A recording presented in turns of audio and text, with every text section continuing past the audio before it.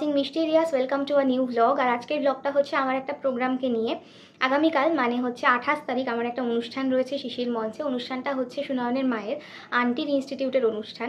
আমরা দ্রৌপদীকে নিয়ে একটা স্ক্রিপ্ট করছি, যেখানে মেন ক্যারেক্টার মানে দ্রৌপদী ক্যারেক্টারটা আমি প্লে করছি। এটা ঠিক নাচ নয়, একটা অ্যাক্ট মতো।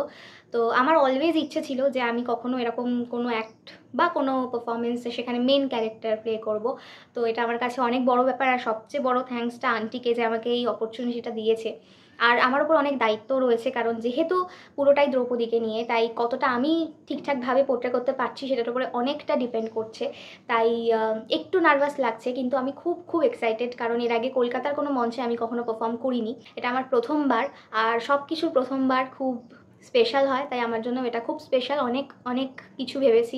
কালকের পুরো দিনের সমস্ত কিছু আজকে আমি ব্লগে রাখবো, প্লাস কালকেও মানে গতকাল আমাদের ফাইনাল রিহার্সাল ছিল আন্টির বাড়িতে। তো সেই রিহার্সালের কিছু পার্টও এই ব্লগে থাকবে, এরপরেই থাকবে। ওকে, আজকে হবে আমাদের এখন ফাইনাল রিহার্সাল। এতদিন ধরে আমরা অনেক অনেক রিহার্সাল করেছি, আজকে ফাইনাল। দেখা যাক যে কেমন হয় প্রোগ্রামটা। ইনি একজন পার্টিসিপেন্ট, ইনি আর একজন। তো কেমন লাগছে আপনাদের প্রোগ্রাম নিয়ে? ভালো নয়। আপনি বলুন। ভালোই লাগে। যাই হোক, তো প্রোগ্রামটা নিয়ে তোরা কতটা এক্সাইটেড? প্রচুর বাধা, প্রচুর প্রতিকূলতা সত্ত্বেও আগামী 28 তারিখ বৃহস্পতিবার শিশির মঞ্চে আমাদের অনুষ্ঠান হচ্ছে, হবে হবে হবেই হবে। এই যে আমরা বসে আছি, এটাকে কি বলে?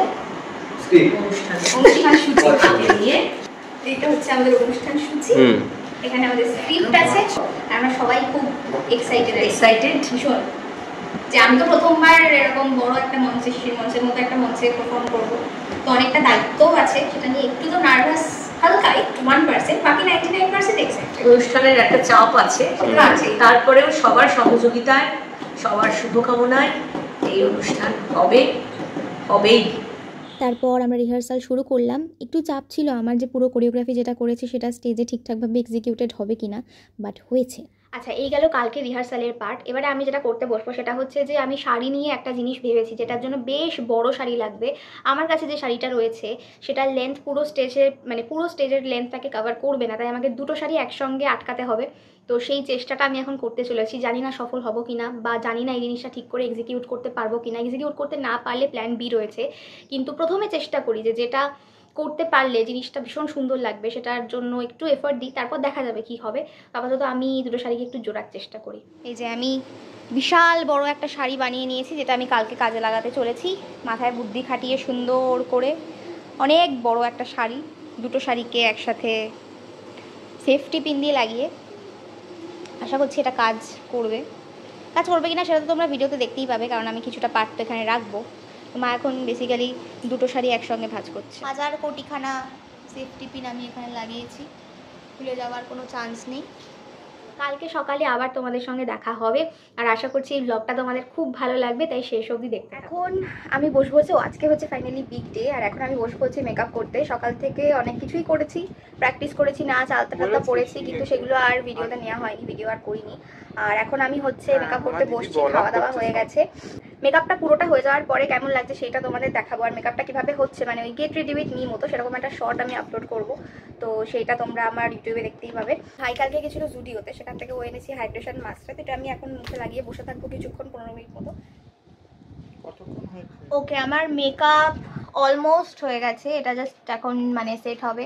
খুব সুন্দর হয়েছে মেকআপটা, তোমরাও বলো যে কেমন লাগছে। আর এখন শুধু লিপস্টিকটা বাকি আছে পরা, আমি ড্রেস ওখানে গিয়ে পরবো। তো কিন্তু একটু চিন্তা হচ্ছে, কারণ আজকে মিটিং মিছিল হতে পারে বিভিন্ন জায়গায়, তো জ্যামে পড়ে গেলে কি হবে সেটা একটা চিন্তার বিষয়, কারণ আমি ভেবেছি ড্রেসটা ওখানে গিয়ে পরবো, এতক্ষণ গাড়িতে পরে গেলে নষ্ট হয়ে যাবে, প্লাস ওয়াশরুমও যেতে হতে পারে, সেই জন্য আমি ওখানে গিয়ে পরবো ভেবেছি। এবার দেখা যাক কি হয়। এখন 12:30 বাজে, একটায় তো গাড়ি আসার কথা। আমার মেকআপ হয়ে গেছে এখানে, আর বেশ সুন্দর লাগছে মেকআপটা আজকে কিন্তু দেখতে। আর এখন হচ্ছে আমি জাস্ট আমার চুলটা এখনো বাঁধা বাকি আছে, ভগবান জানে কখন আমার চুলটা হবে। তো বৃষ্টি পড়ছে, আমার খুব চাপ লাগছে, টেনশন হচ্ছে যে কি। দেখো, এটা হচ্ছে আমার ফাইনাল, নট ফাইনাল, ওখানে গিয়ে ফাইনালটা হবে, কারণ শাড়িটারি আমি এখনো পরিনি, দুলটা আমাকে পরে নিতে হয়েছে, কারণ নাহলে চুলটা বাঁধা যেত না। তো এটা আমার মেকআপ ফাইনাল হয়ে গেছে সবটা। এবারে হচ্ছে শুধু ড্রেস ফ্রেস সেগুলো ওখানে গিয়ে পরবো, কিন্তু খুব বৃষ্টি পড়ছে, প্লাস আমাদের একটু বেরোতে দেরিও হয়ে গেছে, প্লাস আজকে মিছিলও হতে পারে রাস্তায়, তো সেটা নিয়ে আমি এবার একটুখানি টেনশন করছি আর কি। ঠিকটা কি দেখা হয়েছে না? ঠিকই আছে। আমরা বেরোলাম তারপর ওই 1:30 নাগাদ, আর প্রচণ্ড বৃষ্টি হচ্ছিল সেই সময়, প্রায় 2-2:30 অবধি এরকম বৃষ্টি হয়েছে, তারপর অবশ্য আবার রোদ উঠে গেছিলো। আমি এখন এই যে গাড়িতে বসে বসে হাতে মার্কার দিয়ে আলাদা করার চেষ্টা করছি, আর আমার একটু টেনশন হচ্ছে যে আমি কখন পৌঁছাবো। তোকেও দেখা, নিজেকেও দেখা একটু,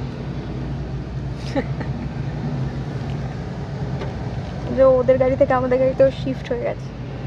তো চাপ লাগছে না? চাপ লাগছে কিনা বল। লাগছে না? আমার লাগছে। তোর তো মেন আসতে পারি, হয়ে গেছে, সুন্দর। বৃষ্টিটা হয়ে যাওয়ার পর ওয়েদারটা এত সুন্দর হয়ে গেছিলো, মানে পুজো এসে গেছে ব্যাপারটা পুরো ফিল করতে পারছিলাম। যাই হোক, আমরা মোটামুটি 1.5 ঘন্টায় শিশির মঞ্চে পৌঁছে গেলাম। ওখানে গিয়ে আমার যেটুকু রেডি হওয়া বাকি ছিল তাড়াহুড়ো করে করলাম। ভাই শাড়ি পরিয়ে দিল, গয়নাগাটি যা ছিল সেগুলো পরিয়ে দিল, অনেক খেটেছে কালকে ভাই। আর এক্সটেনশন আমি যেটা লাগিয়েছিলাম চুলে, ভীষণ সুন্দর দেখতে। আর এই যে এটা হচ্ছে নম্রতা ও কৃষ্ণ হয়েছিল, মা ওকে একটু হেল্প করছিল রেডি হতে। দেখে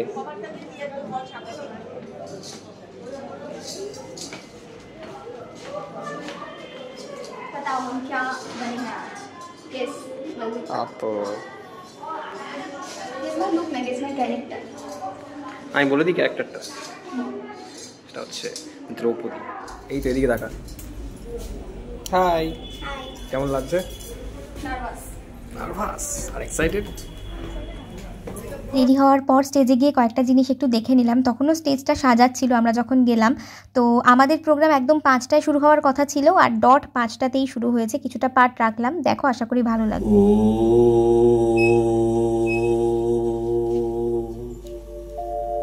আগচ্ছন্তু সর্বে সমবেত সুধীজনা।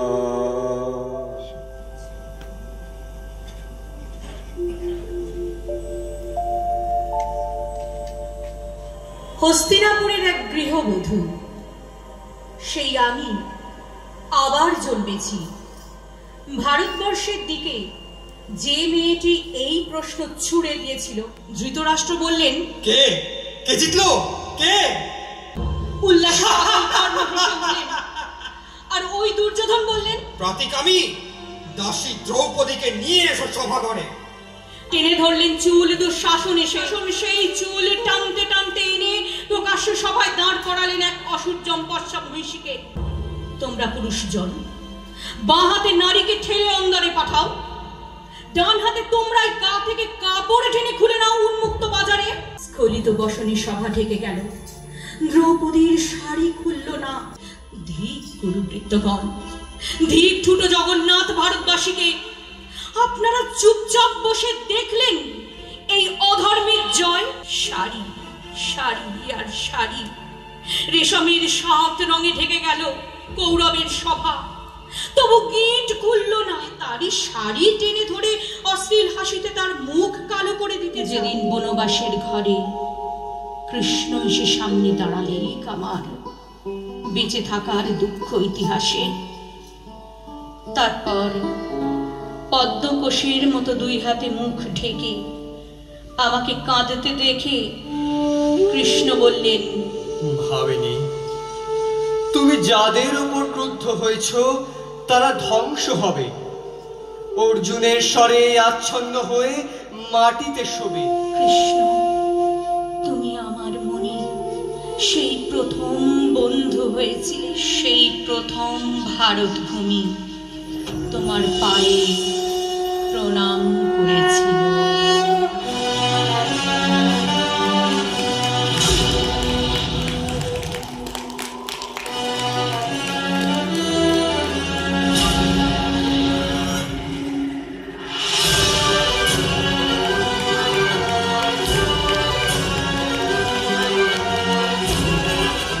কৃষ্ণ কণ্ঠে সায়ন্তন চক্রবর্তী, ধৃতরাষ্ট্র, দুর্যোধন এবং কর্ণ কণ্ঠে সুনয়ন চক্রবর্তী। আঙ্গিকে দ্রৌপদী সংযুক্তা মণ্ডল এবং কৃষ্ণ নম্রতা চক্রবর্তী। দৃশ্যকাব্য আমি যাজ্ঞসেনী বলছি। কাব্যতীর্থর পক্ষ থেকে সকলকে জানাই আন্তরিক শুভেচ্ছা, শ্রদ্ধা এবং ভালোবাসা। আজ 28শে আগস্ট 2025 বৃহস্পতিবার শিশির মঞ্চে কাব্যতীর্থর প্রথম আনুষ্ঠানিকভাবে আত্মপ্রকাশ ঘটল আপনাদের পূর্ণ সহযোগিতায় এবং উপস্থিতিতে। আজ এখানে আমার বাচিক জগতের প্রথম শিক্ষাগুরু শ্রী আশিস ঘোষ মহাশয় বিশেষ কারণবশত উপস্থিত হতে পারেননি, কিন্তু আমি মনে করি ওনার আশীর্বাদের হাত সব সময় আমার মাথার উপর আছে। তাই আজকের এই অনুষ্ঠান আমি ওনাকে উৎসর্গ করলাম। তাকে জানাই আমার সশ্রদ্ধ প্রণাম। আর দর্শক আসনে রয়েছেন আমার বর্তমান শিক্ষাগুরু শ্রী অনিন্দ গুপ্ত মহাশয়। তাকে আভূমি প্রণাম জানিয়ে আমি আজকের অনুষ্ঠান শুরু করছি। এই অনুষ্ঠানের সঞ্চালনার দায়িত্ব যার হাতে রয়েছে সেই নন্দিনী লাহা দিদিকে মঞ্চে আহ্বান জানাচ্ছি। তো আমি এইরকমভাবে না ব্লগ আজকে সেরকমভাবে করাই হয়নি। আমার পারফরমেন্স ডান, আর এখন আমি চেঞ্জ করে নিয়েছি, একটা সাদা লাল শাড়ি পরেছি। অনুষ্ঠান এখনও বাকি, আমার পারফরমেন্স শেষ কিন্তু অনুষ্ঠান এখনও বাকি। আর সবাই জানিও কেমন লাগছে। এরপর একটু বাইরে বেরোলাম, কারণ আমার এক বন্ধু এসেছিল অনুষ্ঠুপ। তো ভেতরে বসে কথা বলা পসিবল হতো না, কারণ ওখানে প্রোগ্রাম চলছিল। আর অনেক দিন পর ওর সঙ্গে আমার দেখা হলো। এক সপ্তাহের জন্যই এসেছে, আর কনফারেন্স থেকে ডিরেক্ট আমার প্রোগ্রাম দেখতে এসেছিল। কি বলছি, ব্লগে কিছু বলতে পারে না ও নাকি? আচ্ছা, ওকে আমার ব্লগে আগেও তোমরা দেখেছো। কোথায় থাকিস একটু বল। এর আমি বলেছিলাম আমি আগের বার। হ্যাঁ, আমি থাকি এখন ভিয়েনাতে। ও এসছে এক সপ্তাহের জন্য, আজকে টাইম বের করে আমার প্রোগ্রাম দেখতে এসছে, তাই জন্য আমি খুব খুশি। খুব সুন্দর হয়েছে প্রোগ্রাম। সুন্দর একটা জায়গা দাঁড়িয়ে আছে পেছনে, এই নন্দন চত্বরটা এত সুন্দর না কি বলবো। আমি একবারই এসেছি, দিনের বেলা একটা সিনেমা দেখতেই এসেছিলাম, কিন্তু রাতের বেলা আরও বেশি সুন্দর লাগছিল। ওখানে কিছুক্ষণ ঘোরার পর ভেতরে গেলাম, কারণ প্রোগ্রাম চলছিল। এরপর আন্টির শ্রুতি নাটক আছে একটা, তারপরে গান আছে নম্রতা খুব সুন্দর গান করে। পরে ভিডিওতেই নম্রতার গান তোমরা একটুখানি শুনতে পারবে। তো পরপর আমি এরপর অনুষ্ঠানের ভিডিওগুলো রেখেছি, দেখো, আশা করি ভালো লাগবে।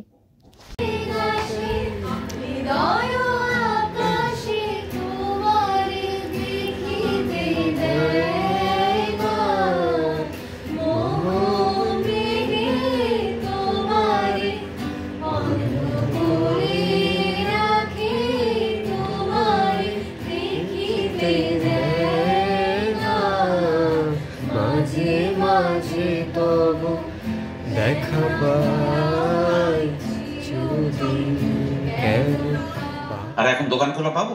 ছোট দোকান তো একটাই দোকান আছে বুঝি পাড়ায় না? আরে দোকান থাকলেই দই থাকলে এমন কোনো গ্যারান্টি আছে? লগন সার বাজার জানো না, 7টার মধ্যেই তো হাঁড়ি ছাঁচ খোঁজ হয়ে যায়। বাবা, কবে থেকে গণনা করতে শুরু করেছো গো? গণনা মানে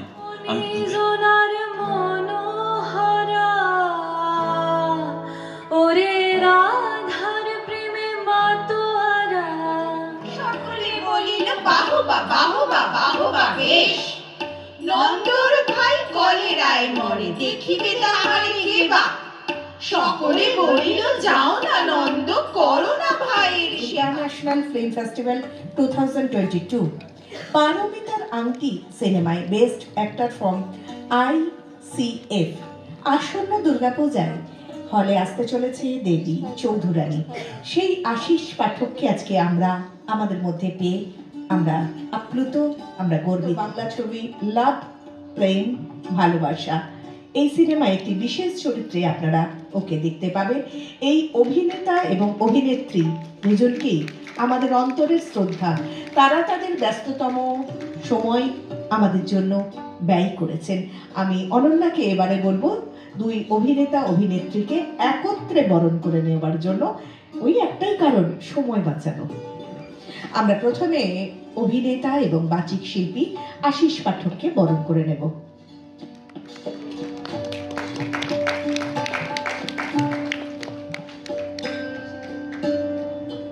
এবার অভিনেত্রী পিয়ালি ধরকে বরণ করে নেবে অনন্যা। উত্তরীয় উত্তাপে জড়িয়ে নেওয়া হলো, তার হাতে আমাদের ভালোবাসার উপহার এবং মিষ্টি তুলে দেওয়া হলো। আমরা তাদের দুজনকে পেয়ে আমাদের ভীষণই ভালো লাগছে। কাব্যতীর্থের আয়োজনে এবং অনন্যা চক্রবর্তীর আমন্ত্রণে আজকে এখানে এসেছি। কাব্যতীর্থের পথ চলা, একটা কথাই বলছি, প্রথম থেকেই রয়েছি, গুরু প্রণাম জানিয়ে যিনি তার অনুষ্ঠান শুরু করেন তার সফলতা আসবে। হয়তো সামনে অনেক বাধা বিঘ্ন থাকবে, তবুও গুরুর প্রতি যার অসীম শ্রদ্ধা থাকে তিনি অবশ্যই এগোবেন। কাব্যতীর্থের আয়োজনে অনন্যার আমন্ত্রণে আজ এখানে আসা, অনেক জ্ঞানী গুণী মানুষের সান্নিধ্যে এসে ভীষণ ভালো লাগছে। কাব্যতীর্থ আরও অনেক এগিয়ে চলুক। অনন্যাকে আমার অশেষ কৃতজ্ঞতা ও ভালোবাসা। এই যক্ষপুরের সুরঙ্গপুরের কাজে কি তোমাকে আলো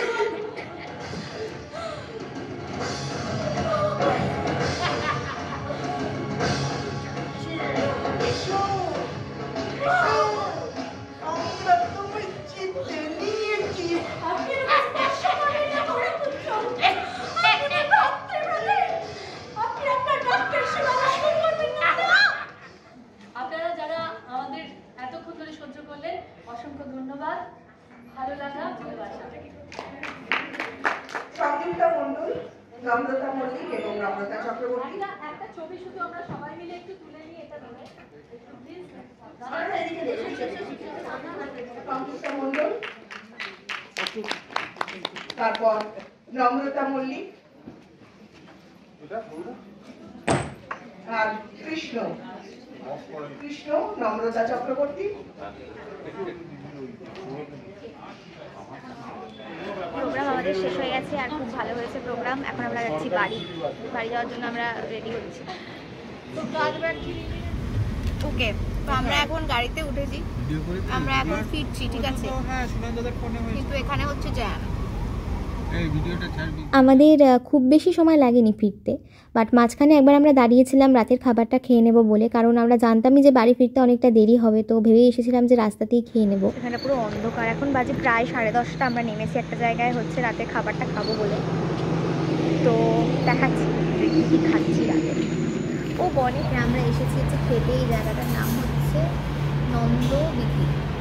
ভালোই বেশ, মানে এখন যেহেতু 11টা বেজে গেছে তো পুরো ফাঁকা, শুধু আমরা ছাড়া কেউ নেই। এই খাবারের জন্য ওয়েট করছি। আমাদের এখানে গণেশ পুজোর প্রসাদ দেওয়া হয়েছে, কি ভালো এই কাকুটা গণেশ পুজোর প্রসাদ দিল আমাদের।